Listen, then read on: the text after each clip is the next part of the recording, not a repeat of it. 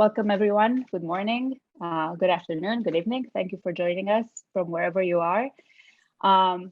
We are here today on this beautiful Friday for Collaboration and Democracy, Confronting Enemies, Opponents, and Friends. This is a panel sponsored by the Democracy Seminar, who is actually today also launching its official website. The panel will be moderated by Jeffrey Goldfarb, who is Michael Geller Professor of Sociology Emeritus at the New School for Social Research, and he will tell you more about the panel and about the panelists. I can give you a couple of instructions about the logistics. The panel is being recorded, so if you ask your questions, those will be also recorded. Throughout the panel discussion, please put your questions and your comments in the Q&A section, which appears at the bottom of your screen. And Jeff will incorporate your questions and comments within the discussion. Again, the panel is being recorded, and also keep an eye on chat because I will be sharing some helpful information like the link to our new website. Jeff, the screen is yours. Okay, thank you very much, Lala. So this is an exciting moment for the Democracy Seminar. We're officially launching our site, which you see an image of our homepage. The seminar had its first iteration in the 1980s in a dialogue that existed across the old Iron Curtain concerning the struggle for democracy in the political East and against authoritarian, totalitarian threat, and the continuing struggle to make democracy, democratic ideals real on the west side of the curtain. We reinvented the seminar a few years ago because of the crisis of our time, where as I put it in the title of one of the pieces I wrote about our kind of re-entry into the field, we're all in the same boat. Today, we're all in the same boat is the theme that we're going to address concerning collaboration and democracy from Brazil, Afghanistan, South Africa, the United States, and Poland. I brought together a group of friends and colleagues to pursue this topic, who have long been with us. I'm glad now I'm seeing the images of my friends instead of the announcement. On my screen as I see them, there's Shireen Hassim, who has a fancy professorship in Canada, but is from South Africa, and she will be kind of joining the discussion considering the South African experience. I'll say that Shireen and I have been talking about this since the early 1990s, and the theme of collaboration and democracy has been, I think, one of our major themes as we've been discussing it. And so I'm very, very happy to have her join our discussion. Karolina Wigura is a distinguished professor from at Warsaw University, and maybe you have some other formal positions that I'm not remembering right now. But a key to us, for us today, is that she's the co-editor of the Polish journal Kultura Liberalna, and the co-editor of a book on the prospects of liberal democracy in Poland, about which we in the Democracy Seminar had a symposium edited by Jeffrey Isaac. Jeff Isaac is one of my very, very dear friends and collaborators on the active collaborator on the Democracy Seminar. He's been writing about this issue of collaboration and democracy and the need to kind of for opponents to work against a common enemy since before Donald Trump was elected.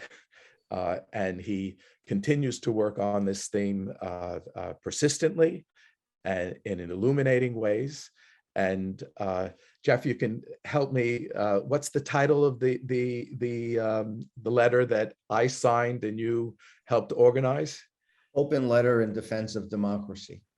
Which is an incredible letter because it includes people from the political left and the political right, but the Democratic left and the Democratic right, including Noam Chomsky on the left and I'm blocking his name,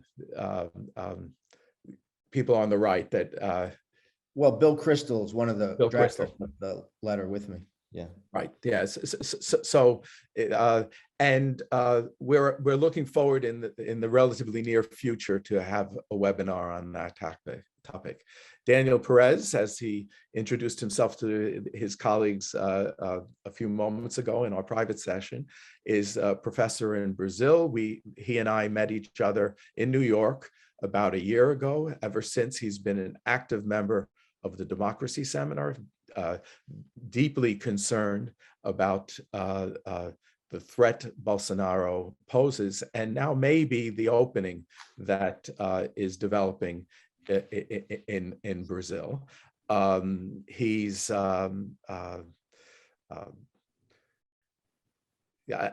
think the moment that we're at in Brazil is very, very interesting because there really seems to be a possibility of a transformation. Whether that transformation is going to be fully democratic is, I think, an interesting issue that I hope he will help us explore today. Last but very much not least, Obaidullah Baheer is a colleague from Afghanistan, and I should say he's speaking to us today from Pakistan. I'm hoping in the very near future that he will join us in New York as the visiting scholar on the topic of democracy and resistance to authoritarianism today in Afghanistan. Very importantly, he's not seeking exile and has every intention of going back to Afghanistan, and he's in a unique position concerning the present crisis in Afghanistan. We've had 2 webinars already on Afghanistan in the Democracy Seminar, and they illuminate the kind of interesting, hopeful complications of the situation there. The very bleak situation there. So it's great to have you all with us. I'm excited to have a discussion with you. I thought that and I have to just say that I wish that we could have a party in New York that we, and make it clear that this is that this is inauguration party of the new site. Maybe sometime next year we'll meet in New York to do that, and I think if we did that, I'm penciling in a date at the end of April. If we get to do that, we will make it hybrid events so that those of us who can gather in New York, and those of us who can't, we will still be able to reach you, the people on our panel and also the participants who are joining us today. I think that we've actually learned something in this pandemic about how we can actually stay close together even when we're far apart, and I think that's very exciting. But it is good to be together, and I think especially as we want to celebrate something, which I'm thinking today is a celebration. But we're serious political activists and engaged intellectuals and scholars, and the way we celebrate is to think and talk with each other, and that's what we're going to do today. So I look very much forward to it. I wrote a piece that's published on our site on collaboration and democracy, anticipating this discussion. And I thought that the way we could start is if I read a few opening words from that discussion and then ask the participants to comment. Jeff Isaac has volunteered to be the first one speaking. And then the way we're going to proceed is we're going to have a discussion amongst the participants, a casual discussion. There won't be formal presentations. And I will be monitoring the question and answer section so that as I moderate the discussion amongst the participants, I will be bringing in your questions and comments as we go along. So now here's my statement. Collaborating with the enemy is a political offense. After Nazism, after communism, after imperialism, those who worked with the hated regime were vilified, often for good reasons, sometimes excessively. But in the face of the common enemy, collaboration is a political necessity. Political factions needed to bury their differences and collaborate in order to create a united front against the Nazis, the communists, the imperialists. Yet, while collaboration with friends, such as those of us gathering here today, it is easy and a clear political necessity, collaboration among our opponents, with our opponents, presents challenges and puzzles in need of careful exploration and with promise and pitfalls. Recognizing the offenses, the necessities and puzzles, how to respond to them requires judgment and is crucial to democratic politics. This is a pressing matter in the global struggle against the worldwide rise of authoritarianism. We in the Democracy Seminar are in search of good judgment. So now I turn to my colleagues for a discussion to attempt to constitute such good judgment. And I'll ask Jeff to start, please. Thanks. It's my pleasure to be here. I think it's kind of funny that you turned to me for good judgment. There are many people I know who would laugh at that. I feel actually confident about turning to each of you. Okay. Because I've learned from each of you. So I just want to say a very few words to begin, because we're really hoping for this to be a discussion and that there's energy and synergy here. But on the topic, I want to say first that the Democracy Seminar has existed for a couple of years. And in its current incarnation, as Jeff has explained, it traces its roots to the collaborations across borders between Western academics and intellectuals, writers, and dissidents in the former Soviet bloc. And I think that those experiences are really important for this effort and also important for me. So one of the things that brought me to this entire enterprise is my connection with Jeff, which comes from my long-term interest in that experience, namely the experience of dissidents and resistance to communism in Eastern Europe in the 60s, 70s, and 80s. The Democracy Seminar is unique, and I just want to say a couple of things about that form of collaboration before I say something about the US case and this open letter that Jeff referenced that it's worth saying a few words about. Democracy Seminar is many things. It is a site. The site was shown. It has a staff, and Lala Pop, who introduced us, but I don't think we introduced her, is the principal staff person who really makes this work, but she has other people that she works with. The connection to the Transregional Center at the New School is important. And then there's a network of individuals and groups, including Cultura Liberalna and Review of Democracy. And I think we've already been talking in a lot of different ways and cross-publishing.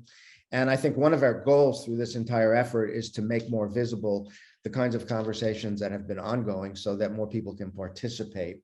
So that's just a kind of general background. One form of collaboration that's really important that I just wanted to say a little bit more than Jeff did about is this collaboration among friends. But the theme that Jeff poses and writes beautifully about in his piece is the question about collaboration among friends, but also among opponents or adversaries, and the need for the questions about the judgments and ethical decisions that we must engage to address the question of political enemies.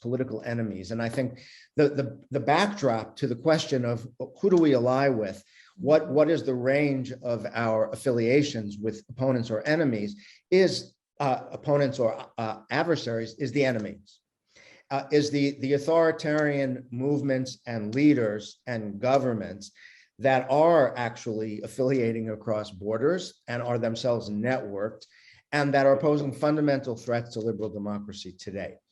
In the US, this is basically Trumpism. And Trumpism is no longer, if it ever was, a phenomenon of an individual or a president. The entire Republican Party has been taken over by Trumpism, has opened itself to Trumpism, and is a vehicle of Trumpism. And I think this has become increasingly clear to a large number of people, a wide range of people across the political spectrum in the US. And it just so happens that I've been having conversations with Todd Gitlin, who's a friend of mine, a former president of Students for a Democratic Society. And I know him mainly through our work in Dissent magazine. And also simultaneously having conversations with Bill Kristol, who only in 2018 did we even start to talk. Bill, as you may know, is one of the most important intellectuals of what was considered neoconservatism. And he worked in the first Bush administration as the chief of staff to Dan Quayle, the vice president, and was a supporter of George W. Bush, and was one of these, was a supporter of the Iraq War, and was an important Republican who edited a journal called The Weekly Standard, which flourished for over 2 decades until it started criticizing Trump in 2018, and then all the funding was withdrawn from it and the magazine folded. Bill has been one of the most prominent critics of Trumpism and of the Republican Party. And the web publication that he created with Charlie Sykes and some others a couple of years ago called The Bulwark has been actually a bulwark in defense of liberal democracy. And through the conversations with Todd and with Bill Kristol, I decided it would be good if the three of us talked, and we started talking. And then we talked about the idea of this open letter, which was a general statement about the need to reach across political boundaries to defend democracy. It was a letter that, the interesting thing about the letter is the range of people who signed it, many prominent people formerly on the right. I would say all of them are former Republicans. None of these people, I think, really identify as a Republican anymore, but also people on the left, including people like Noam Chomsky, who we asked, and I have to say I was a little surprised that he signed, just a little, but I was a little surprised, and other people on the left, farther to the left than people like Todd and I. But the other thing that's interesting about this letter was it not only did it include people from a range of organizations and publications, it was simultaneously published by The Bulwark and The New Republic, which is a very important liberal journal in the United States, and immediately got picked up by a wide range of outlets. And so it reverberated. In fact, some of the language of our letter was taken up by a letter that was published 2 weeks later, a letter that got a lot of attention by former national security officials, also calling attention to the danger of democracy. And so basically, I would say what this letter was about a kind of intellectual and ideological and also political collaboration to do 2 things. One is to sound the alarm, which many people are doing, and obviously doing in lots of different ways. The second is, I think, to call attention in particular to the need for there to be federal legislation passed to deal with the incredible changes that are taking place at the state level in the US to basically tilt the political playing field severely in favor of Republicans and make it possible for a possible subversion of the 2024 presidential election. So that's what I've been doing. The other thing I'll say is that, Bill Kristol, who's a great guy, and a real friendship has evolved through this discussion, is not someone that I ever imagined knowing or being friends with. And when he came here to IU to speak, 5 or 6 years ago, I didn't go. I considered him to be a very serious opponent. Now, one way of thinking about our collaboration is that I'm collaborating with an opponent or an adversary, but I think it's also true that what is an opponent or an adversary changes over time. And in fact, I really don't think of him as an opponent and an adversary when it comes to what we're doing now, which is arguing for the defense of democracy. We're allies. Yeah, I see Shireen shaking her head when you said that last point, and I think perhaps that's something we should explore together in terms of different experiences. So Shireen, please. I absolutely, thank you, Jeff, and thank you, Jeff Isaac too. I frequently, as you know, feel uncomfortable with kind of casting this project, our various conversations around the notion of defending liberal democracy, because I come from a different perspective. But I do want to say that, you know, where I absolutely agree with Jeff Isaac is that there is a crisis of creeping authoritarianism, and sometimes not just creeping, but kind of washing over us, right? And that is a common enemy, but that is one common enemy, just one common enemy we have. And I think I also agree with you and with others, with Jeff Goldfarb, as we've talked about over many years, that liberal political rights are absolutely central to any kind of democratic project we might want to understand. But I do struggle a little bit with what happens when we focus on that one enemy as opposed to the much larger crisis of liberal democracy itself, particularly in the parts of the world where I come from, right? Where some versions of distorted, you know, we can say this is not really what liberal democracy is, but the project of multi-party democracy with regular elections and a kind of focus on representational politics has completely edged out other kinds of projects and restricted politics to a very narrow range. So it seems to me one of the big things we have to all think about here is the question of disruption. What are the tactics that we might use to disrupt power? What do we do we talk about political rights, but it seems to me property rights are actually central to our current crisis, particularly as we think about confronting climate change.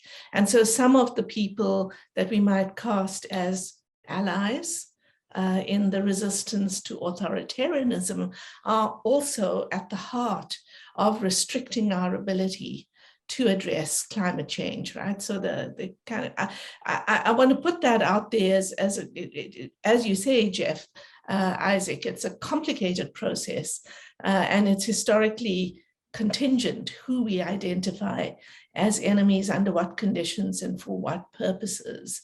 So I just want to bring in a little dilemma from the left. And I think about, you know, we, in our conversations, I know, and I don't know if Elżbieta is here, but we're always trying to think about hope, right? We're trying to think about what are the things that we can do. But, you know, more and more I think about Greta Thunberg standing up and saying, I don't need your hope. What we need is something more radical, more disruptive, and, you know, then that raises some really uncomfortable questions about what direct action and disruptive acts might look like, and how an overemphasis on collaborating, well, as you say, Jeff Goldfarb, bad word, solidarity. We used to talk about the word solidarity rather than collaboration. So solidarity, historically contingent, clearly defined with particular purposes, and not, you know, yeah. So I might not want to, I might be happy to have Bill Kristol's signature for that one moment in that one action, but I never want to lose sight of the fact that on a range of other grounds, we would be on opposing sides. I could say a lot right now, but I think I'm going to go in the direction of smiles. So I see Karolina smiling. Predictable. I know it was a predictable thing for me to say. Now everybody's smiling. Now everybody's smiling, so that will lead to complete confusion. But it seemed that some things that were said there. I know a little bit of your perspective, and it's not quite Shireen's. So I'm curious how you respond to that. Yes, I will do it with pleasure. Thank you so much, and also thank you so much for having me here. And I'm so honored to be called a friend. This really means a lot to me. So I smiled because I thought I started to think about what Shireen said about hope and about the fact that we probably need something much more disrupting right now in order to push things forward. And I thought that we rarely find despair as an emotion that can push anything further. But it seems when you mentioned Greta Thunberg, I thought this is a person who brings despair, and if there is any hope, probably it should come from despair. It should be this kind of despair that sometimes turns into hope, but wise hope and very skeptic one. So this was why I started to smile, because I thought I'm very much connecting to what Shireen was saying. And I actually wanted to say about our subject today, three things. Well, if it wasn't for collaboration with communists, we would never lead to the collapse of communism. Listen, if we didn't have the roundtable debates, the roundtable talks in 1989, we would never probably get the Third Republic of Poland going. So you can call it collaboration, or you can call it seeking for compromise in this situation where communists were already weak. They were weakening, and the opposition, well, they of course were capable of winning elections, and this happened shortly afterwards. But actually, none of them knew how to run a state. So both sides were actually very weak at that point, and still it led to a huge success. So I would just like for us to remember that if things led to collapse of communism, which is perhaps the most important political experience for me personally, it's compromise, it's talks. And you can also call the Pact of Helsinki from 1976. Again, this is collaboration with the communists. If you want to call it collaboration, I would perhaps prefer to call it a compromise, seeking for compromise, or pulling the dictators into some kind of compromise so that the citizens can use it later. This is exactly what happened with the final pact from Helsinki. Having said that, after 30 years, so 30 years after the roundtable talks in my country are very often defined as treason. And the government that we have now in Warsaw strictly says this was treason. So we shouldn't have spoken to the communists at all. And if we did speak to them, we should have backed from the compromise like half a year later, but we didn't. So they call it treason. And I think it's very important because any kind of reaching hands to the opponent, whether this is intellectual opponent or a political opponent, brings this tension between success, which is, I believe, brought only by seeking for compromise, and distrust and accusations of treason. Today, paradoxically, the roundtable talks is a model which is again discussed by the Polish opposition. There are basically two models discussed. One of them is the roundtable debates. Who will sit at the roundtable? Nobody knows, but it is proposed. The other model is a very strict coming to terms with what has been done to the rule of law and punishing everybody who have broken the law. So every politician that has trampled on the constitution should be punished. This is another model. Now, I have no idea which side which route this is going to take. Probably the decision is way ahead in the future. It depends on many aspects, including, for example, the actual result of the elections and whether anybody will feel strong after the next elections. I would doubt that. But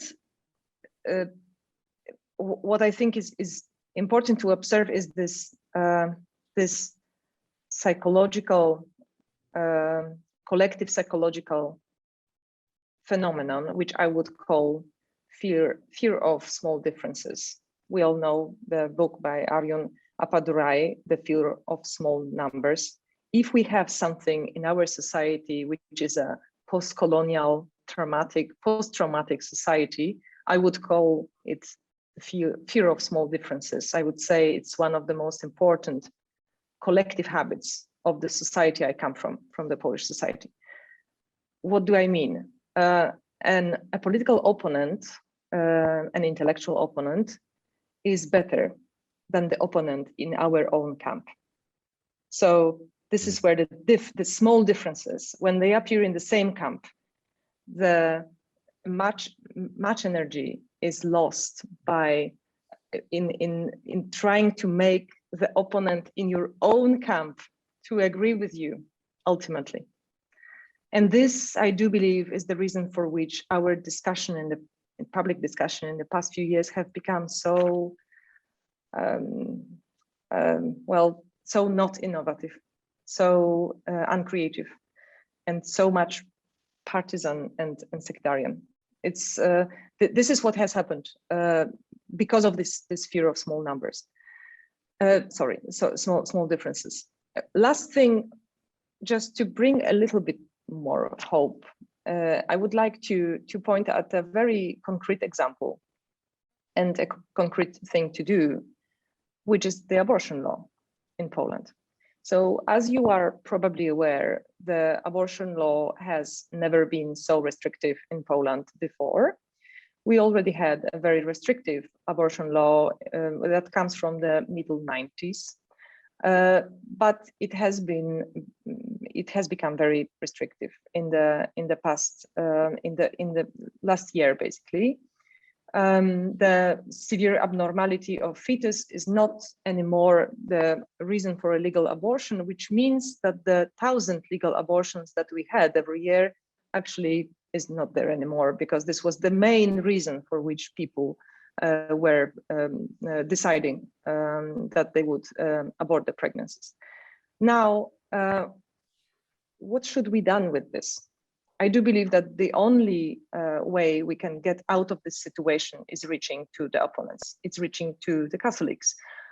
I'm not proposing reaching to Jarosław Kaczyński, not at all. But I'm proposing to reach to people who are deeply believing and who do care for life and who wouldn't like the discussion about abortion to be instrumentalized, and seek for compromise there.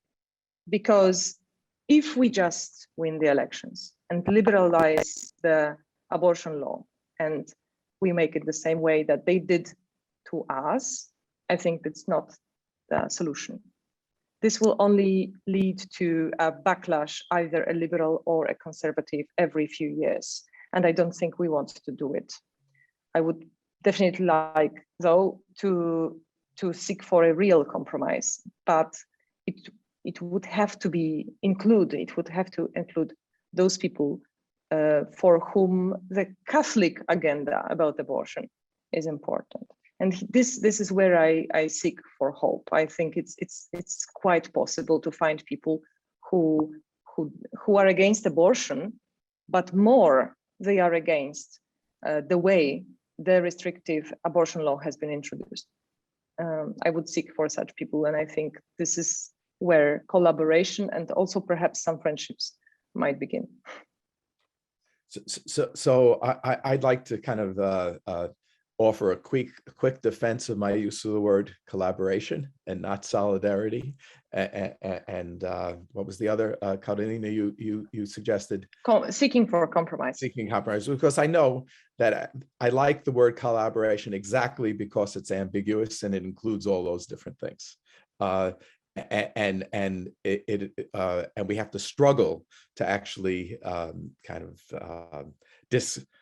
disaggregate it and you could kind of make sense of it. And indeed, one moment someone's an enemy, the next a friend, an opponent, and then and even becomes a friend. And it's not an essential position, but these are moving social relationships where we are dynamically responding to the world we're in. And I'm really interested in the world that Obaidullah is in and how he's struggling with these issues. So that yeah, maybe I will say no more than that. We did have a webinar on among people from Afghanistan, mostly colleagues connected to the American University of Afghanistan in one way or another connected to the American University, who hold different positions. And Obaidullah is uniquely situated in that he's not seeking exile, and he's actually trying to work under the present circumstances to create autonomous action, dignity, and actually to work on fundamental problems of the sort that Shireen is talking about, given the very, very severe circumstances that people in Afghanistan are living in. So Obaidullah, I'd ask if you would offer some of your insights reflecting upon your recent experiences. It's an honor sharing this digital platform and stage with the likes of the panelists here. It's always a pleasure talking and brainstorming with Jeff because a lot of his work sort of gives an idea of how to move forward. I was whining before this conference started about how I thought this group dynamic was moving too fast if we were going to label each other friends already. But yeah, jokes aside, honestly, it breaks my heart when I think that the discussion happening here is about losing something, the process of losing it, and what you're trying to do to avoid that. And I'm in a world where we've lost something, and I can't even figure out what we've lost, because it wasn't a democracy, because it wasn't a functioning state, but we've lost it nonetheless. So we went from a failed, imposed, very distant and alien democratic setup to a tyrannical, theocratic regime. And it's very difficult to maneuver because you end up asking very fundamental questions that you take for granted the answers of in a very different world. And it's very difficult for me to use terms like liberal or left or progressive, because in the current context of Afghanistan, these are extremely alienating terms that I avoid like the plague, because it completely distances us from the Taliban. And here's the difficult bit as well. I think everyone talked about a certain enemy / opponent. The Nazis were mentioned, the communists were mentioned, but I have had Afghan diaspora, and I was one of the people that decided to not leave the country because I personally had gone through a reconciliation process of my own where I grew up in an extremely conservative, radical environment. And eventually there were changes, and I realized that if it could work for me, it probably can work on a much larger scale in a society as well. But then who are the Taliban to us is a very fundamental problem, because the diaspora sometimes turn around to me and criticize me, and I'm lucky enough to be cussed at from both sides, because again, no one really likes the middle guy who's trying to get people together and find common ground, because it's much more easier to process someone who's on one specific side. And the Taliban have been likened or compared to the Nazis, and I'm expected to take an outright moral stance against them.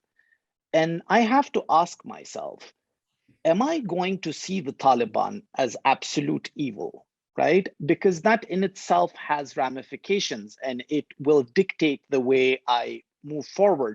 So obviously it's an intractable conflict. We've been at it for more than 20 years. There's intense levels of othering from our side and from their side. So when I came face to face with the Taliban for the first time, I had something in my heart that was making me very uncomfortable with the interaction. But then I had to ask myself, with all my education, with all my exposure, if I was being intolerant, then how could I expect any better from the Talib I was engaging with, right? So there is a bridge to be surpassed here. And again, our ex-president Karzai got a lot of heat yesterday because he went on BBC and he called the Taliban his brothers, right? And that was a term, especially the diaspora of Afghanistan was not at all comfortable with. So I believe, and this is, I'm borrowing a term I discussed with Jeff a few weeks ago, where he was talking about how gray was beautiful. And I tend to tell people how in Afghanistan right now, we have 0 shades of gray, no pun intended. So the idea is there's basically no middle ground. Like, it's so polarized right now that everything is a binary decision. And some of the actual questions that I struggle with and the decisions I struggle with are for the international community. They view Afghanistan as a problem that has 2 binary solutions. Either you sanction the Taliban to oblivion, or you completely recognize them. No one wants to see the very large spectrum of options available in between, right? And then you have the Afghan people like me, who have to decide between, are basically offered the choice of complete servitude to the Taliban or complete resistance, right? And then what does that resistance even look like? There are binaries. You have to choose between armed resistance and then NVR or nonviolent resistance. And then even within the NVR, you have to decide between whether you're going to go with non-cooperation utterly, or are you going to try and collaborate still to reach a sort of reconciliation? And all of those are very difficult decisions that I tend to struggle with, because I ask myself, do I hate the Taliban, right? Do I hate the idea of the Taliban, or do I hate the acts that they are taking part in, or the way they're conducting themselves? Because that's an important issue. Because if the Taliban are the enemy, which is a term we've been using here, then what options does that leave us? How do we move forward? And considering the context of Afghanistan, where you have fought, you have lost, the power asymmetry is in the favor of the Taliban, what options then are available is an important question to be asked. And the other problem is that the Afghan culture and generally Islam as a religion is very often mistaken to have a very, or generally look down upon non-violent resistance as a form of weakness, right? Because we have sayings of the Prophet that say you change something with your hand if you can't with your tongue, if the weakest then will hate it in their heart, right? And that's very often taken out of context. And even in the Pashtun culture, the whole idea, the indoctrinated idea that Afghanistan is the graveyard of great empires means that you're supposed to stand and die for the principles you believe in. That's just a huge burden to put on people. What I try to say is the international community thinks it has the option of the opting out of the Taliban or choosing to ignore it until it goes away, basically burying your head in the sand. The Afghan diaspora thinks that we can opt out of cooperation with the Taliban and somehow they will go away as well. But that's not the reality in Afghanistan. I am trying to create spaces which are not only larger discourses between like-minded or not so, but people who are not members of the Taliban but have an important voice, and then the larger population as well. And part of it was to take up space with the Taliban to get them to acknowledge us as an entity and engage with us. And that happened when I started providing aid work. We have helped distributed food to almost 1,000 families. So going from a time where the Talib leadership would not at all want to engage with me, they picked up one of my friends who spent 40 days in lockup. We've been banned from entering specific provinces by specific governors, and so on and so forth, to their ministers now calling me up, wanting me to come and meet them, right? And discuss how aid can be dispersed in a more orderly fashion. So I think that there are specific results that are coming about. And something that we very often realize, and this is just on the last note of what I wanted to highlight, was when we're labeling the people sitting across us, right, we very often forget to look at it from their perspective. And here I just want to touch upon something Caroline said as well, Karolina, which was the idea that the Taliban have a social contract, and that social contract is with their constituency, which is the Talib fighter. So whenever they're put in the spot of choosing between appeasing the West or appeasing their fighters, they will blindly choose to appease their fighters. Then what is the solution? And we already knew the solution. When the United States sat down with the Taliban to sign a peace deal, they knew that there was a reputational cost of compliance for the Taliban. So they had huge appendages that were left confidential and were never exposed. So we knew track 2 diplomacy or back channel diplomacy was important, because if we did engage the Taliban in an open space, they would have sacred values which would cause rigidity. And these are the basics of negotiations that we know. But we're failing to see that now, because the world just wants to step away from Afghanistan. And sadly, this is the worst time possible. The fact that Afghanistan is facing the worst humanitarian crisis in human history means that it is fundamental that the international community engages with the Taliban. The idea that very radically opposing groups, the Palestinians and the Israelis, have engaged in track 2 diplomacy. IRA's deal with England was basically a primary reason for its success was its track 2 diplomacy.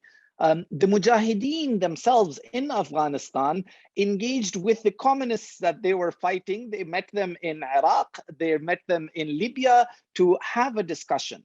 Why aren't we having that now?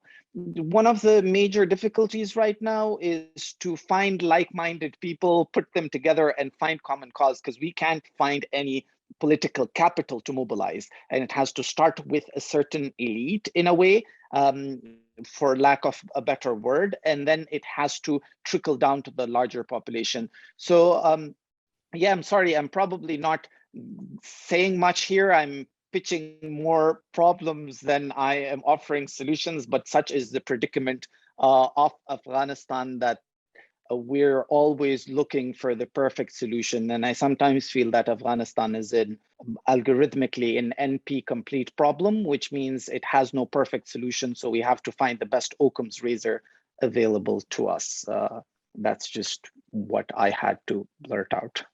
Jeff Goldfarb said he wanted us to feel free to jump in much earlier. So I'm going to jump in now very briefly. But I'm also going to say, please do, but I'm seeing Daniel smiling. So he's no, okay. We're all smiling. Okay. I'm jumping in. Yes. I'm Okay. jumping in. Jump. Yeah, go ahead.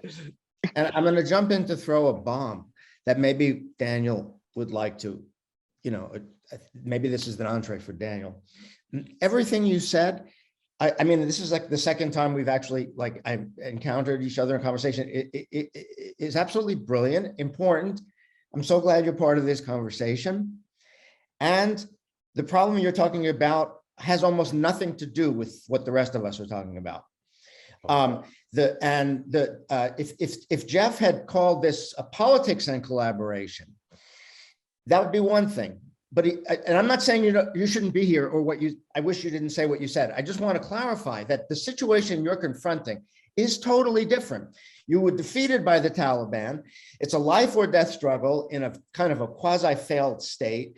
Democracy is not on the agenda. You didn't even mention it, and with good reason. The dilemmas, the ethical challenges, the questions of judgment that you are dealing with are so different than even Daniel, who's dealing with situations different than me. So anyway, I just want to say that I think it's really important to point out that this is a very general topic of great importance, the ethics of collaboration. And the other thing I want to say is, how we use the language of enemy, I think is very complicated. And Karolina got to that when she talked about how right now the Kaczynski regime wants to call any roundtable as a kind of treason. I'm talking about historical round table, the communist or the enemy. But there is a difference between compromising with an enemy, like negotiating the terms of surrender, and compromising with an adversary. And there are enemies. Anyway, Daniel. Yes. I'd like to actually say something, and then Shireen wants to say something, but I'm going to say it, pointing to Daniel, and then Shireen will speak next. Okay. So I to your frontal provocation, I think actually the way we do politics can in interaction with each other can be democratic or not. So and I think that there's a clear connection. Karolina wants to speak. There's a clear connection between what she said about how the regime was, the communist regime was, how the roundtables worked in Poland, and the nature of the discussion, which is politics, but it can be democratic or not. And I think that the way, and this was interesting in our discussion with our Afghan colleagues, the way they proceed now, the means of doing politics, either kind of anticipate a democratic outcome, or a more democratic outcome, or a more authoritarian one. So that indeed it is politics. Indeed, it's not about constituting a liberal democratic state. I actually agree with Shireen that the issue is not simply formal liberal democracy, but actually the different ways that we constitute, let's say, freedom of speech, freedom of the press, freedom of academic freedom, and participation, democratic or not, and not as a system, and that there are a variety of different kind of fields to operate on. And I think actually the possibility, and I also know that the term democracy, the term liberalism, the term socialism is, these terms don't mean very much in the Afghan context, but the kind of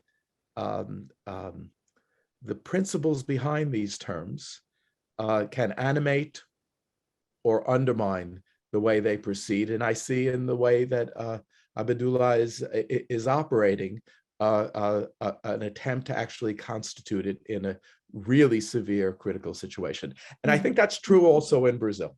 So that in Brazil, the situation now is a relatively hopeful situation, in that Bolsonaro's days, at least from the outside, seem to be numbered, and that Lula has a real chance of actually coming back into power and kind of correcting the the various abominations of the past few years in Brazil, including the abominations having to do with the environment.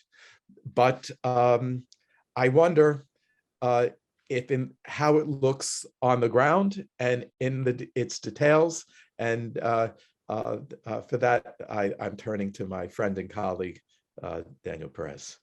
Well, thank you all for having me here. I'm very happy. Yes, I think I can say that Bolsonaro is almost out.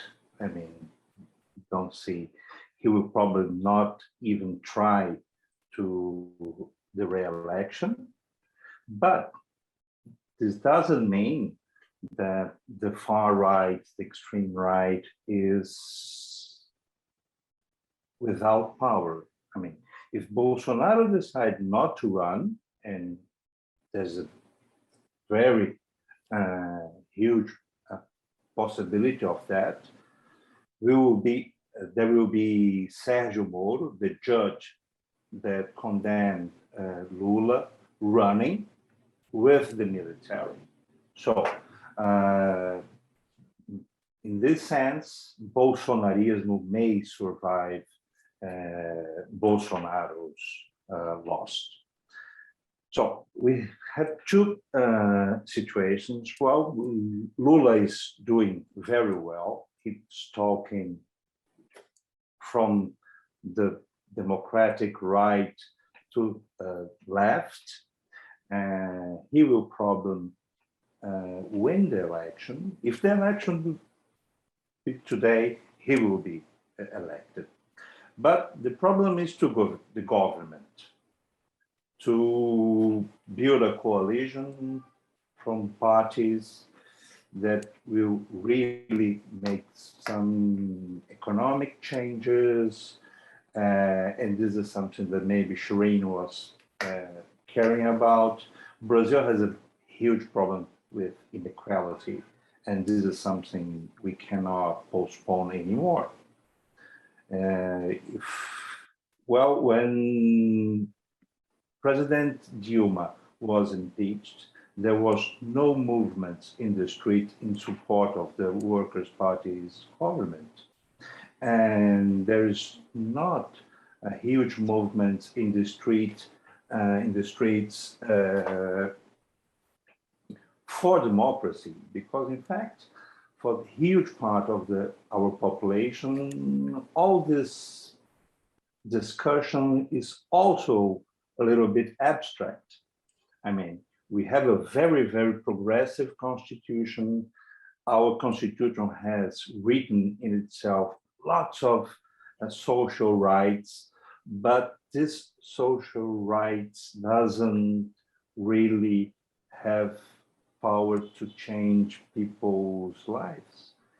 And what I would like to say, so of course we will have to collaborate and have collaboration between we intellectuals, political parties from a very large spectrum of the political,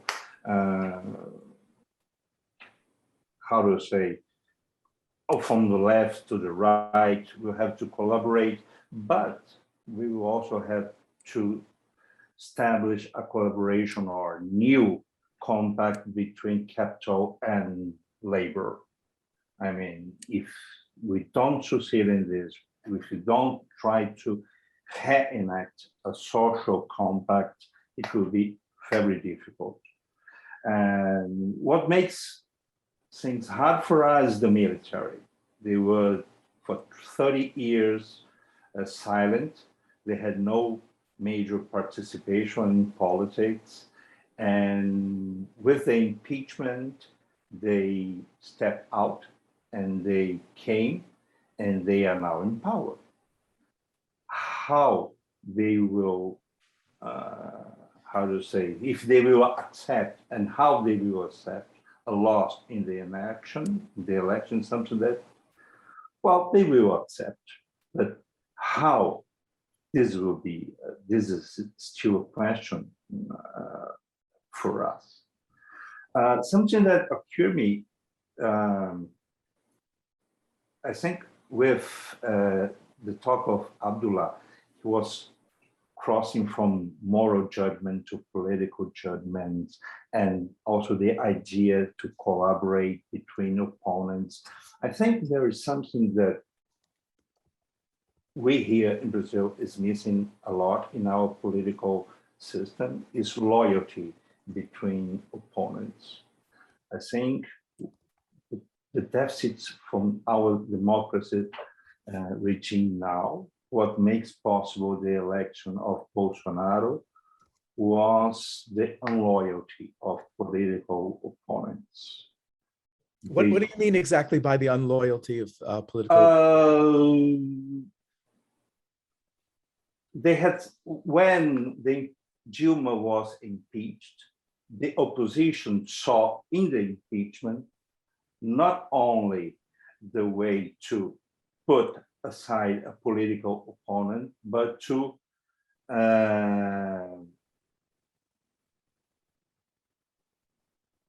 advance its own agenda. Mm-hmm. But with this agenda, they came with the military with them, and with all the far right, the alt-right. And so they made a political calculus and they got wrong. Mm-hmm. So they thought it was only a matter of changing a government for another government, from a government from PT to a government of PMDB or PSD, from the center right left to a center right government, but in the end it was more than that. Mm-hmm. So this is what I mean by loyalty.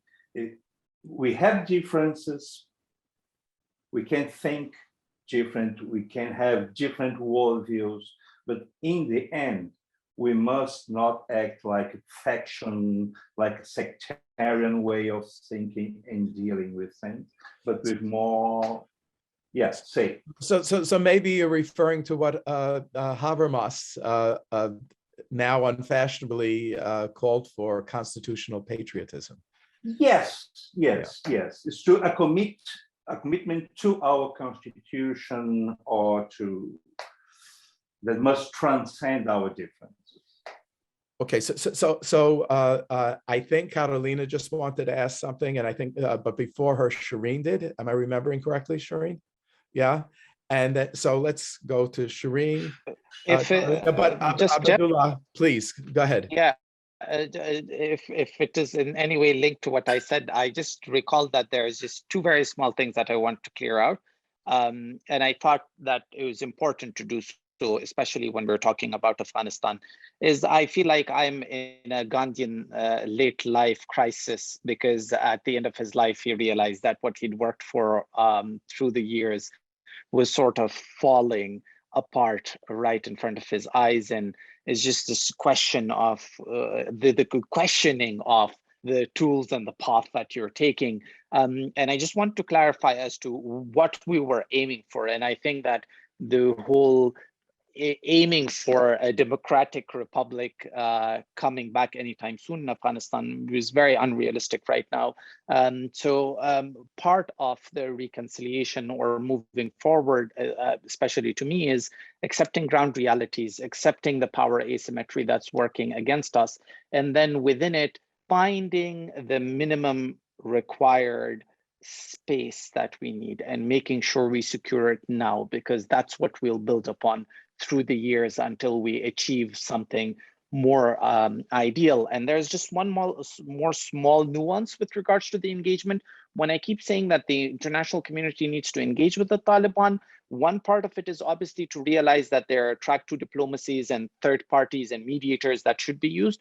But there's also this idea that we don't need to shift between extremes. We're not expecting the international community to unleash money on the Taliban or completely recognize them. That means that you start having dialogue and discussion, then you use your release of aid and reserves as a valve that it slows down and increases based on the amount of cooperation you're getting from the Taliban as well. So help us, enable us, because we're trying to have a dialogue with the Taliban, and it can only work when the international community backs us, but it backs us subtly because you don't need to alienate us to the common Afghan or to the Taliban. So let us engage with them as part of that community that we all belong to, while using our language, but give us the tools and the backing that we would need, but not too openly, because that compromises us. Okay, thank you. So I propose that, I always go in the direction of the smile. So there is Shireen smiling again. But in fact, we agreed that she would speak next. Shireen, then Karolina, and then I'm going to bring up some of the questions that are coming from the audience. So Shireen, please. I think it's such a fabulous discussion, and I'll try and limit what I want to say because everything's been sparking off in my brain. I do think we're in a common crisis, actually, regardless of where all of us. I don't think Obaidullah's Afghanistani crisis, is so far away from the kinds of questions that we are asking in other parts of the world. And maybe I feel that because it feels like only yesterday that we were in your position in South Africa, maybe not quite as extreme, but faced with the same kinds of questions about strategy and tactics and principles and so on. So it feels to me like we're in a common crisis, and part of that crisis is that part of what makes it common is that even for those of you in the United States, the narrative of progress, or that the narrative that we can put certain things in place that will become non-negotiable, doesn't feel like it holds anymore. We had a kind of an optimistic vision of time, of history, that the moral arc bends towards justice, etc. That you could get Roe v. Wade into the Constitution, and you'd have massive public support for those rights, for sexual and reproductive rights, and then it would be hard to shift. It would be hard to slide backwards, but you're sliding backwards, we're sliding backwards. Something is wrong in this whole story. So that led me to think, while you were all speaking, about how we narrativize what brings change. And Karolina, you spoke about the round tables, and it made me think about the way in which we've narrativized the end of apartheid as being produced by that very virtuous coming together of people from different sides, right? What are we leaving out of that story? Part of what we're leaving, one important thing we're leaving out, are various forms of disruptive direct action that went along with finding the common ground. That it's so it's, you're right, Obaidullah, it's not a binary. There are all these tactics operating at the same time. Without Black Lives Matter taking to the streets, I think politics would look different in the United States. Those have to be. I want to bring that into the conversation. And what worries me when we construct everything around the story of rising authoritarianism, it's there. But when that is the main enemy, then what are we leaving out? And we're leaving out the rising seas. We're leaving out the fact that we in South Africa, with our brilliant constitution and so on, have Shell about to frack the ocean and turn all our whales deaf, and so on, right? So there are all those other crises. So when we're trying to find this common ground, it seems to me we have to identify some principles, and we have to identify where we can work together and where we might choose to be opposed, and how we will choose to be opposed. So anyway, there are lots of practical historical examples I could give, but actually apartheid wouldn't have fallen without the threat of economic sanctions, for example. Somebody asked a question about sanctions. Absolutely. Actually, so the first question from the audience, from an anonymous attendee, is, do you think sanctions are an effective disruptive tool? And you're actually starting to answer that, and it immediately applies both to historically to South Africa and presently to Afghanistan, and this is an issue. And I really agree with you. I just for the record that this idea of collaboration and facing the threat of authoritarianism, that this is one dimension of the problems we face, and actually how we address that is contingent upon how we address other pressing problems. So, Karolina, please, I'm sorry. Yes. I just wanted to say that communism would not collapse without the fact that Poland was a bankrupt economically, but it doesn't mean that the economical sanctions or economic situation works every time.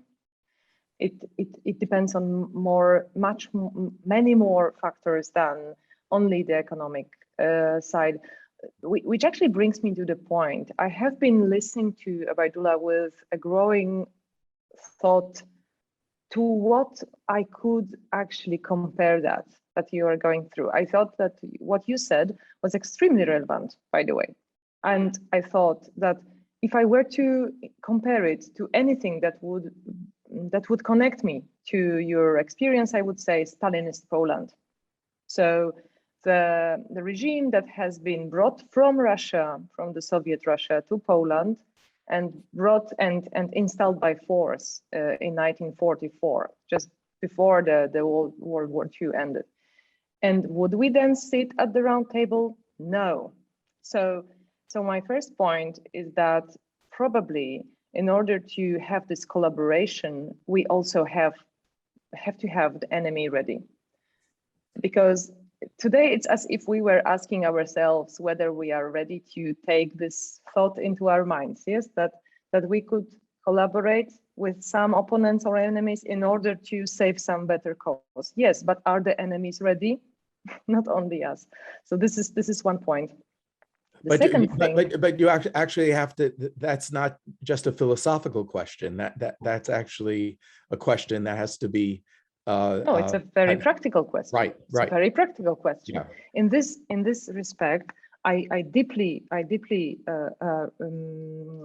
have a deep respect for what Obaidullah was saying about trying to have some kind of discussion with the Taliban, but I don't think it's the time when they will discuss.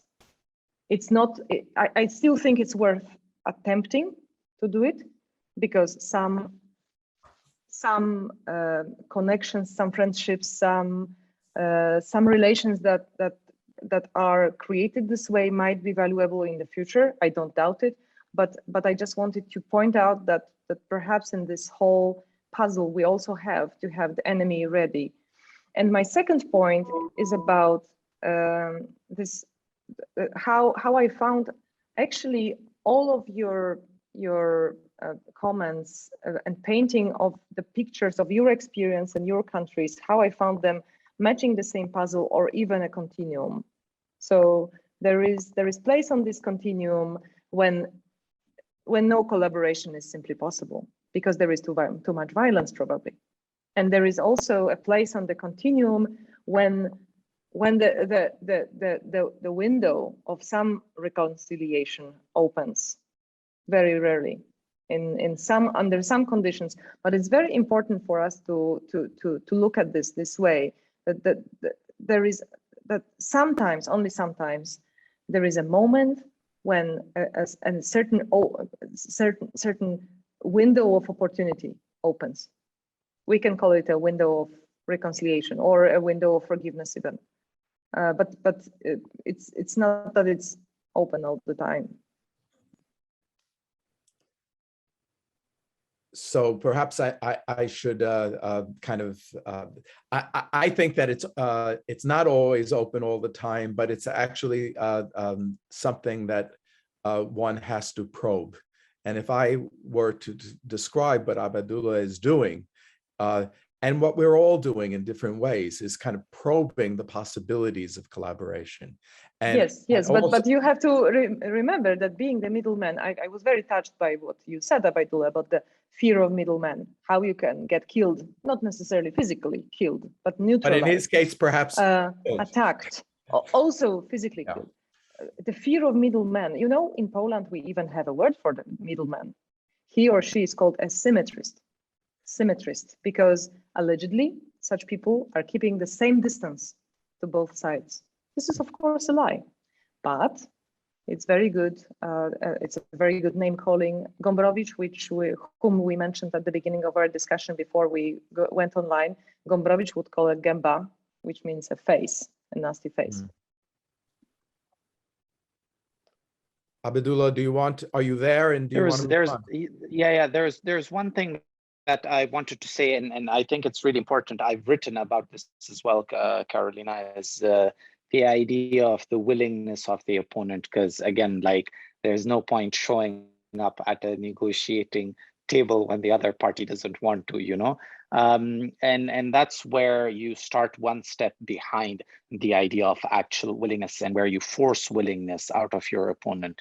And that looks like this, and I'll give you a practical example of what's happening. So the fact that my aid efforts were being obstructed by the Taliban, to a point where our project grew to such an extent where now the Taliban relevant leadership for the aid wants to meet me.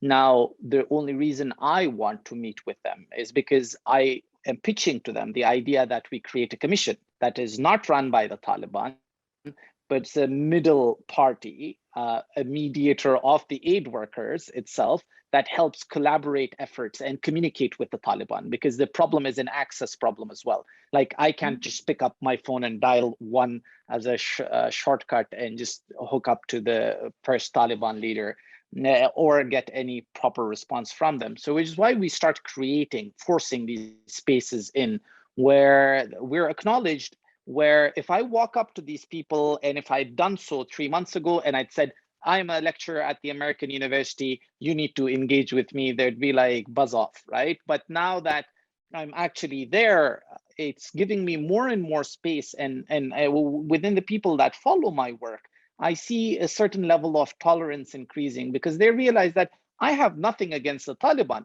Yes, the Taliban have killed friends and family around me, but that means that now I'm in a situation where there is no other way possible other than finding a reconciliation. I'm working towards it, and I'll keep raising my voice. I'll criticize what they do wrong, but I'll also support what they do right, because them failing is a disaster for me, because my only goal is the suffering of Afghan people, right? And that, I think, is a very clear principle to follow.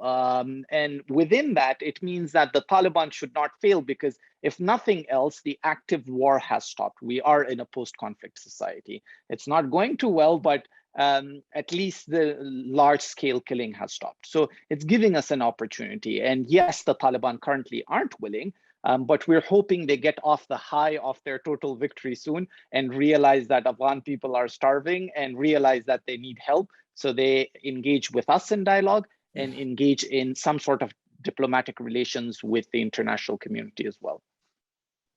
So the questions, this is going to go to you, Shireen. So a number of people have want us to explore more fully this idea of the relationship between kind of institutionalized democracy, institutionalized politics, and participatory politics, or Abe Grousewitz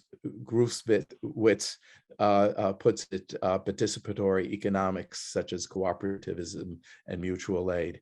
But the question is the formal and the informal and how they relate. And I think it applies to everyone's each of your circumstances, and it's actually an issue particularly as it applies not only to cooperation, but also disruption that Shireen wanted to highlight. So Shireen, please be the first to respond. I just wanted to clarify that I don't think it's an either or. Mm-hmm.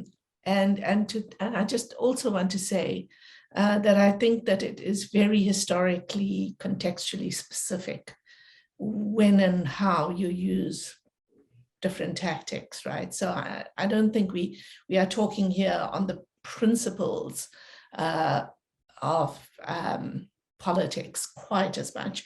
Although I wanted to address that issue about what forms of direct action. And I personally tend to nonviolent forms of direct action. That's my political stance has always been to favor those. But we have, and coming from South Africa, we have many, many such examples. Collaboration with apartheid laws in the early 1950s through the Defiance campaign was a passive resistance form of direct action that was, in the longer term, really important for building political movements. And I think, one's always playing with the kinds of questions of that Karolina is raising. How do we convince ordinary people, right? When choosing these strategies, you have to think of the ones that will be both effective to demonstrate the power of your stance, but also that will not alienate you from the people you're trying to win over to your arguments, right? And that requires careful organization building. I think there's a lot of substitution in contemporary politics for a substitution of disruption in and of itself without organization, without the discussions that went on, for example, in the internal anti-apartheid movement. The convincing, and that's perhaps the strength of Jeff's provocation. You're telling us, convince each other, right, of what the content of democratic politics should be, and that requires openness and discussion. So I just want to say, I'm not saying that the only thing that can be done is blow up pipelines, but at the same time, I think the nonviolent strategy of occupying a space in order to prevent corporates from mining in certain areas is, completely goes along with all of the other things that you have to do, right? All of the other actions you have to take to convince people that a better world is possible. So I think that we all agree on this. Is that right? And we all agree that actually in specific circumstances, one form of action or another takes priority. So that, let's say in the long democratic struggle to constitute democracy in Afghanistan, the kinds of small acts of creating free spaces and working with the authorities who have all the power takes priority. And talk about the ideals of liberal democracy and liberalism is sort of almost a foreign language. I want to ask a question, by the way, Jeff. Yeah. And this is something I struggle with, and I want you all, the much wiser cookies in the room, to help guide me. Is the question, especially with regards to disruptive or nonviolent resistance, is there any point where you question whether your nonviolent acts of resistance are going to cause a violent reaction? And are we responsible for the reaction that we are going to get? So one of the things that I've been trying to do in Afghanistan is discourage people from going out there and actually demonstrating, because the Taliban right now are very trigger happy. And I think that if we're ever going to reconcile with them or find a middle ground or synthesize a vision of Afghanistan, it has to happen without one of us opening fire on the demonstrators and then the bridge being blown apart. Because I think that there are specific actions and things that you don't say as well, even in personal friendships, because that then completely cuts you off. I don't know if you guys can hear me right now. Yeah, we hear you. I think that that's a question of leadership, right? That's absolutely a question of leadership. If you decide on a course of action that everybody can see is going to invite the repression of police and the state, then you have to think about that, and it loses you support if you're thinking in the across historical time. So I think part of the problem with movements that want to be entirely spontaneous is that they have that danger that they're not helpful in the long run or in the short run. Yeah, I have a question. Are we ending in 3 minutes? No, I think we can go until 1. Okay. If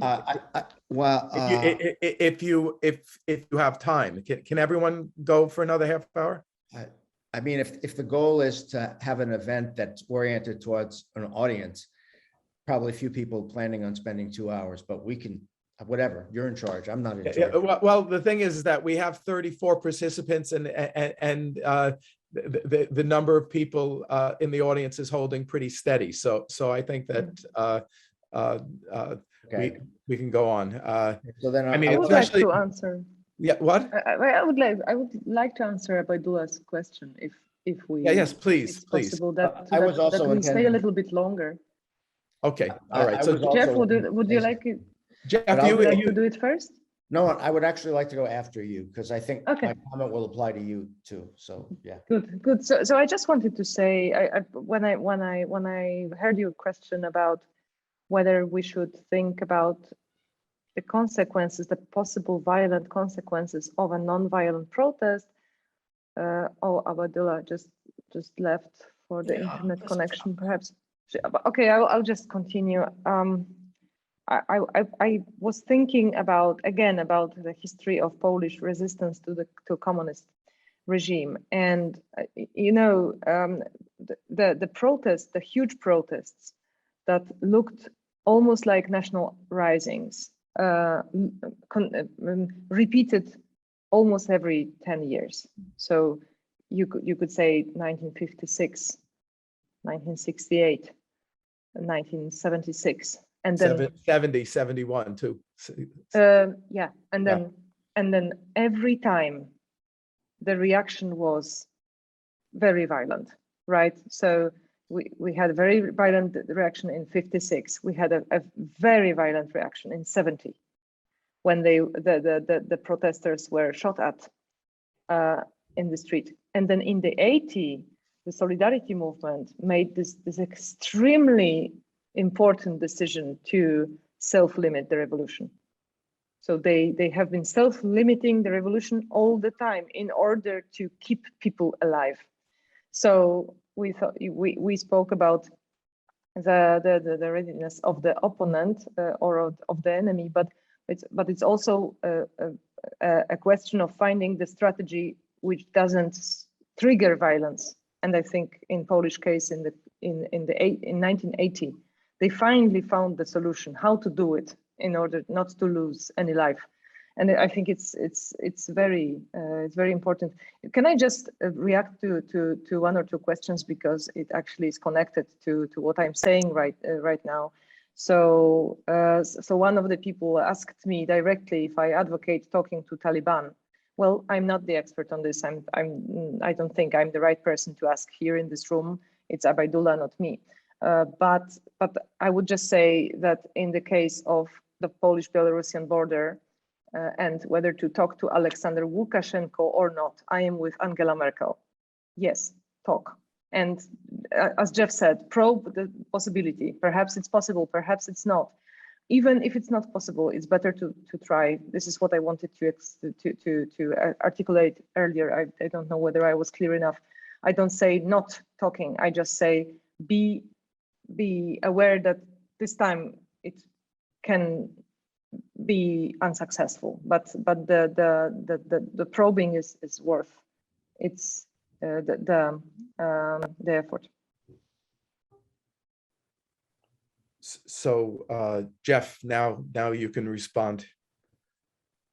Well, I think I'm going to say a version of what I said last time, but I say I'm hesitant in this respect.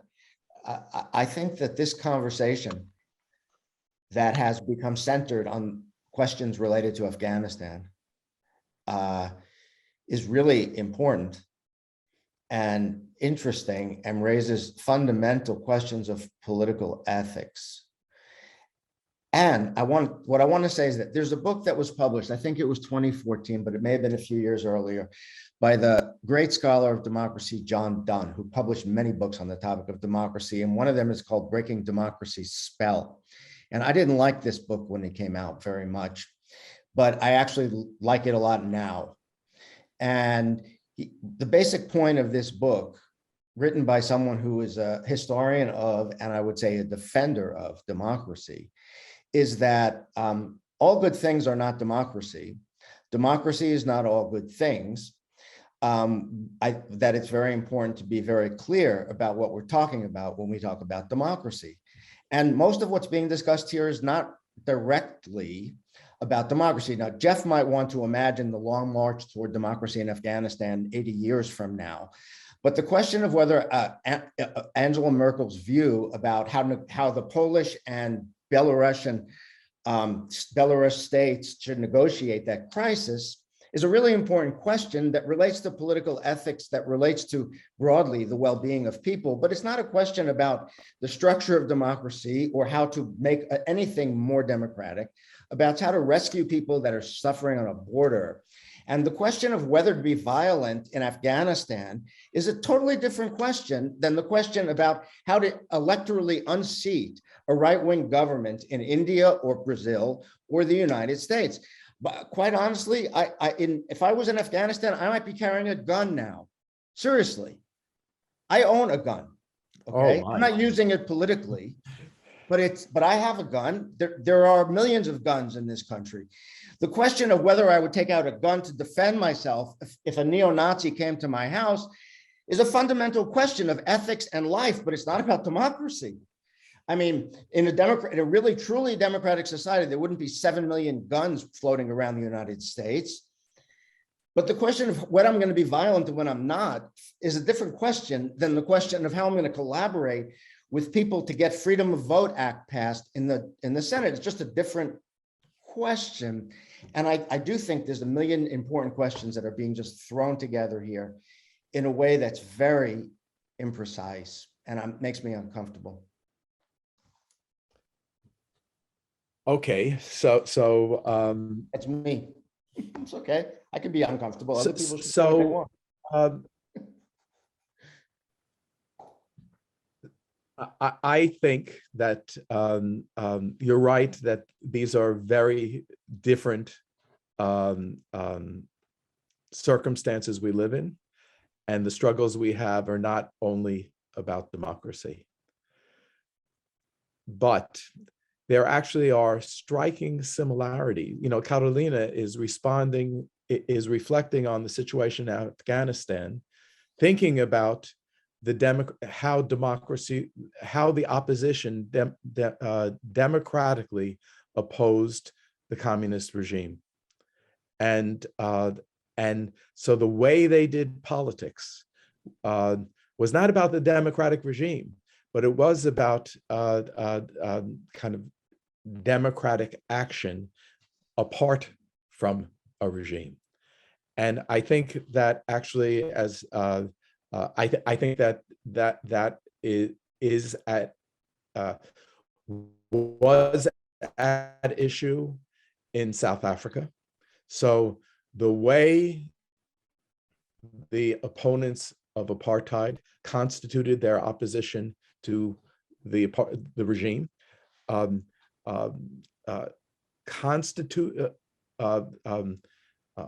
anticipated or undermined the prospects for democracy in the post-apartheid era, I would think. And I would be interested, and the problems of the opposition, I think actually, of that opposition, the democratic deficiencies of that opposition actually anticipated the problems of the post-apartheid era. It seems to me. Now, of course, that's true, yes. So it's about, I mean, it's not about defending the liberal democratic regime, but the way we oppose Trump will anticipate or a democratic post-Trumpian era, or make the post-Trumpian era even well as problematic. So I'm thinking about what Fanny Dillinger says, Obaidullah, but in fact, I think it's actually addressed to us all. That you know, will the Taliban regime collapse on its own accords in the coming months? And I think I'm going to anticipate Abdullah's answer. The answer is no. And do the problems that we're facing in all our countries, will they go away on their own accord? The answer is no. So I think that we are exploring the way we oppose, and also whether we oppose in such a way that actually anticipates or undermines the prospects for democracy tomorrow. So that's how I understand the discussions being connected, though I recognize that you know, the theoretical point you're making is is correct, and not only is it correct, meaning that not everything is about democracy, and in fact, in certain parts of the world, democracy is not a particularly good word to use to actually fight for political and human decency. So, just to comment on Isaac's lack of comfort, I get what he's saying, though. Like, I empathize because we're naturally inclined to converge in our discussions. I think one of the tricks that R.R. Martin played on the whole world with his Game of Thrones series was that he violated the rules of storytelling, and he just kept diverging and diverging till eternity, and now he doesn't know how to end his books. I would take comfort in knowing that sometimes I think it's not about arriving at takeaways or conclusions, but even the sharing of knowledge, the exchange of it, and the exchange of the confusions in itself are very useful.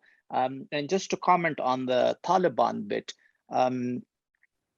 as to the current trajectory doesn't look very good as to where we're headed with the Taliban. But something that I want to point towards is that the Taliban are a symptom of a much deeper problem. If the Taliban go away, we will have another entity that would be reflecting the larger rural population's understanding of the world and the rights that they have.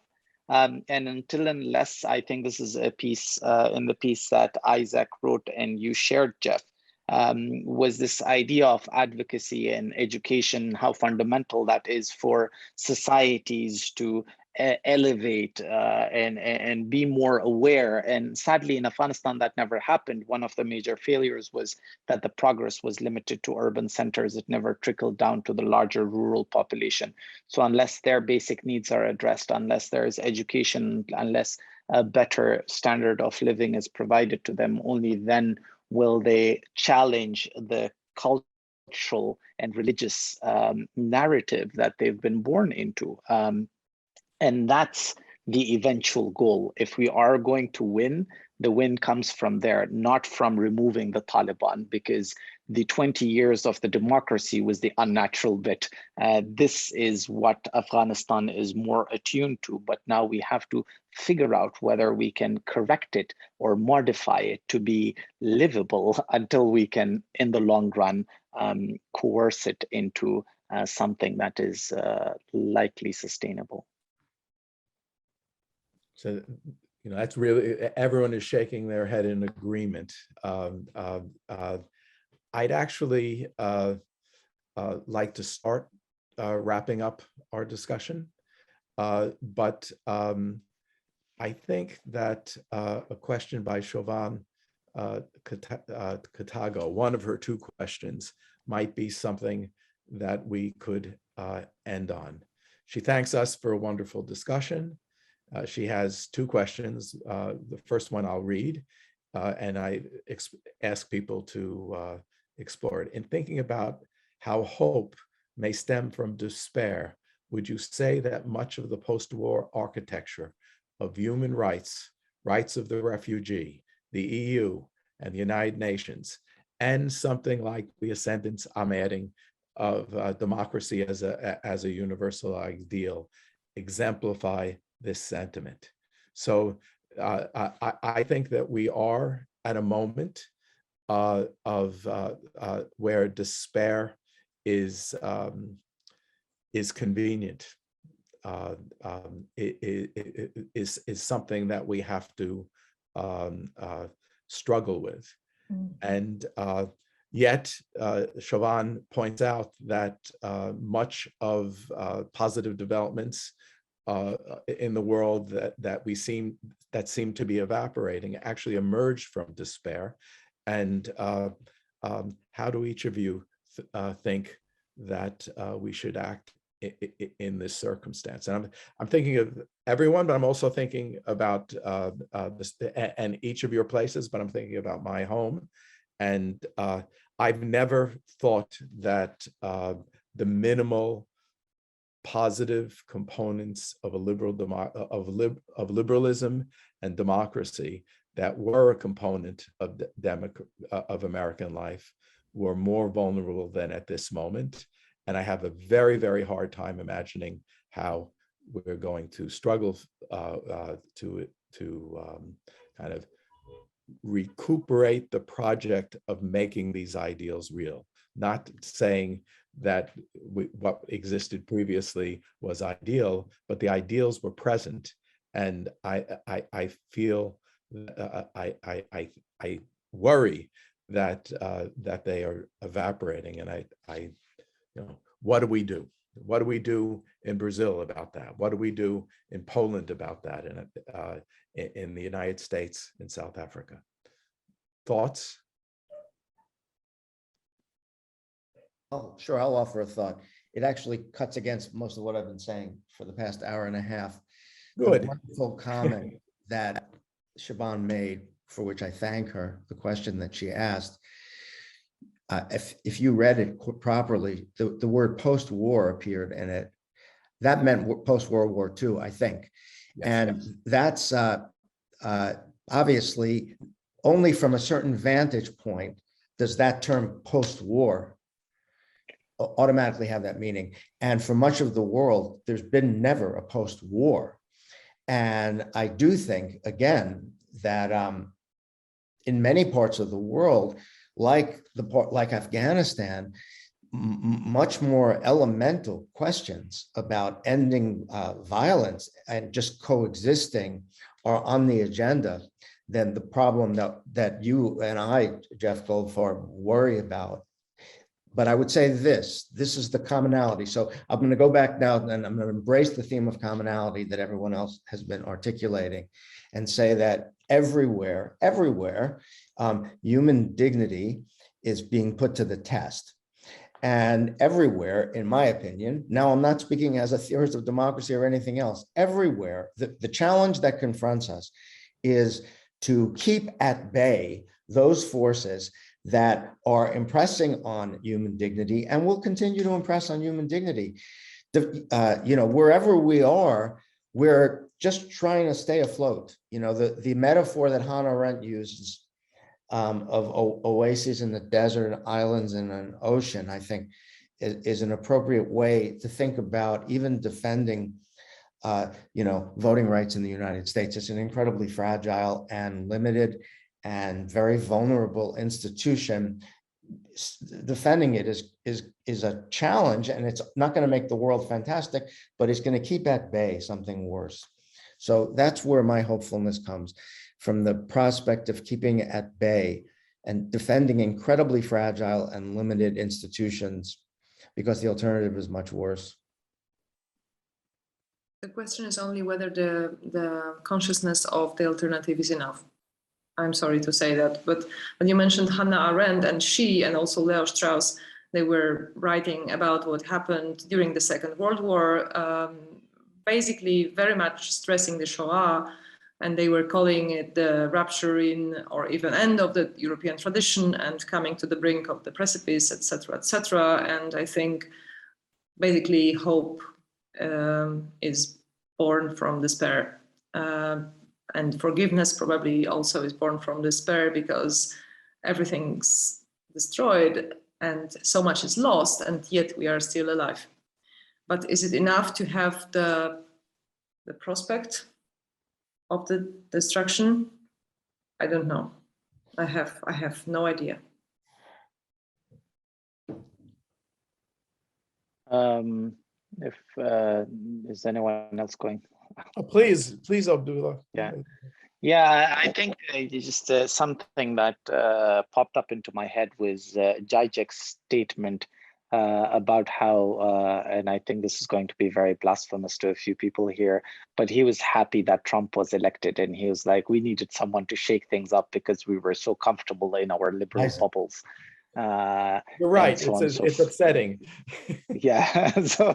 So basically what happens is, I guess, and this takes us back to Ledark and the whole concept of conflict transformation. I guess despair in a more practical sense means things falling apart, which means the opportunity of rebuilding, of restarting. So a lot of times you and I engage in specific SOPs, social hierarchies, yada, yada, yada. And then a war happens. And then by the end of the war, no one remembers why we started fighting. And then we have to negotiate a whole new structure of things. So it does offer an opportunity. And again, the whole argument of us never having actually gotten out of war, because rather than huge wars of groups of countries fighting other groups of countries, now we have internal conflicts within a lot of the countries in the world. And that in itself, again, like despair can give birth to hope, but then despair can give birth to a lot more despair as well. And the whole the whole idea of hope is tricky as well, because it becomes a slippery slope. I actually once said, and I noticed this in my talks to the media, that when we were losing the war, I kept using the word hope more frequently, and I probably am hitting my high now as well. And it's difficult, because then you realize that you're using the term hope because you don't really have a lot of practical pathways available, which is why you're sort of relying on an unseen force to lend a helping hand at some point as well. So it's tricky. It feels like that hope is the sugar coating of some more despair that certain societies have to go through. Daniel? Yes, I'd like to say that I think we had to democratize hope, especially here in Brazil. We must see how democracy must be present in the fabric of society, and not only as a political regime, like the Constitution must be part of people's life, and not only a text written when we end with our dictatorship. So that's what I would like to see in the future for Brazil. And all my hope is in this new agenda. I mean, not only to put our democracy back in the track it was, but to really put the fight against inequality in the top of our political agenda. Otherwise, we will be always like jumping from more progressive government to more authoritarian threats, and that's it. I'm sorry, I'm fighting with my computer. Okay, and through the fight, do you want to make a final statement, or? I thought that was the NSA agent kicking in finally, but yeah, there good you to go. know that it was just a. It's the technology of the pandemic time. No, I think I would like to open to leave the question about the hope and despair open. Yeah, I do believe that there are various types of hope and there are various types of despair, and not each and every of those types is capable of helping in the difficult situation we are in. But probably with enough patience, we can find the right types. So I just have to add an editorial note that I deeply admire your work on emotions as it relates to the crisis of our time, and take what you Thank just you so said much. really quite seriously. Shireen, do you want to say anything finally? So I think despair and crisis actually are very appropriate terms to capture where we are. If you know, we're in this moment where the reproduction of life itself is under, you know, that's what we're facing, really. And we should be in despair that galvanizes us to action.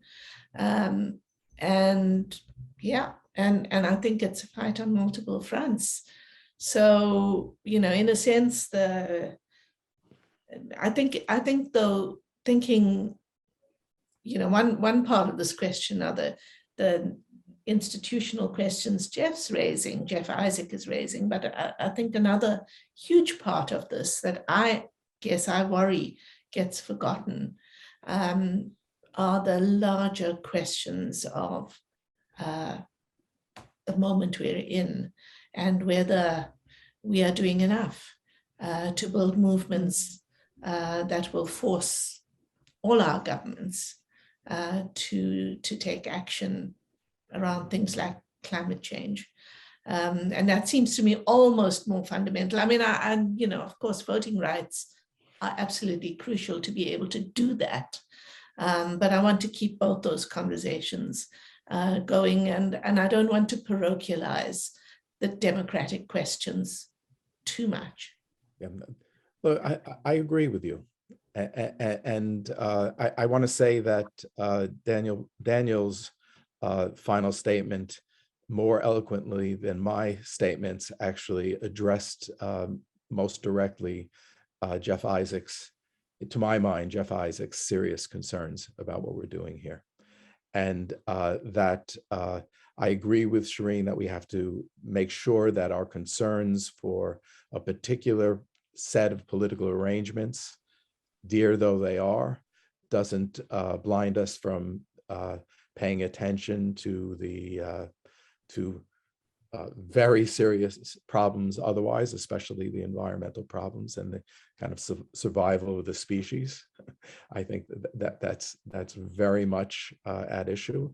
The world, the Earth will survive, but whether we will is actually a very, very real problem, real issue.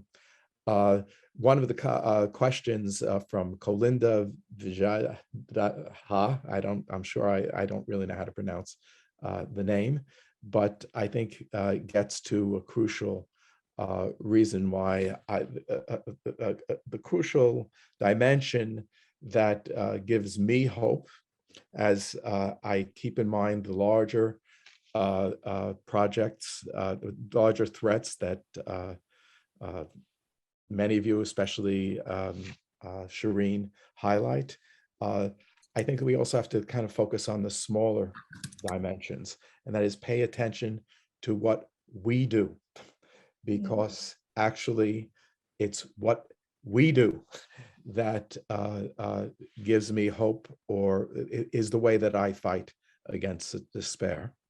And when I look at each of you, and I think about what you're doing to address the problems of our times, it doesn't mean that I think it's likely that we're going to address them, but I'm heartened that something is being done.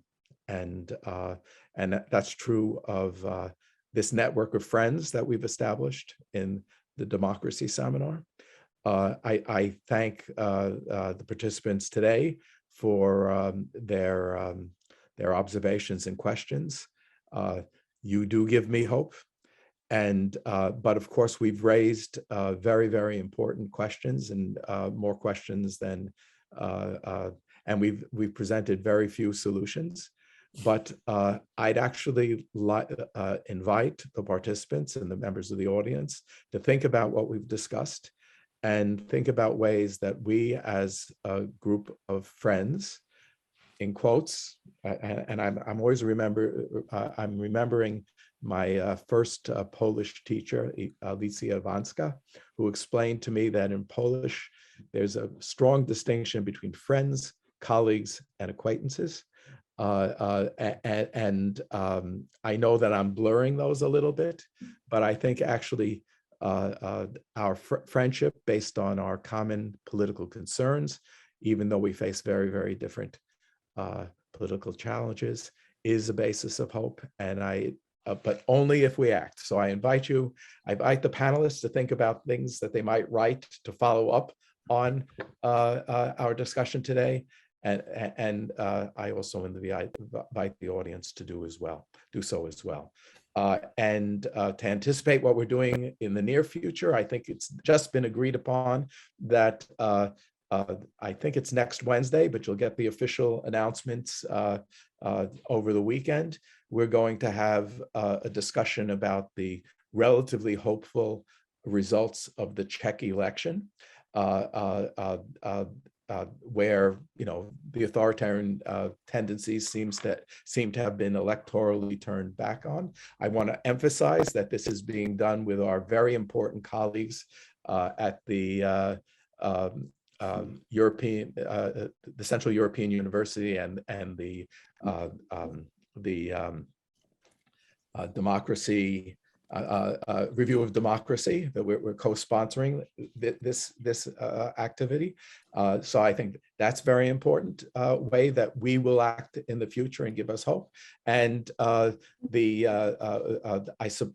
imagine in January we will actually follow up on the open letter that Jeff helped create concerning the need for people across the political spectrum in the United States to figure out ways to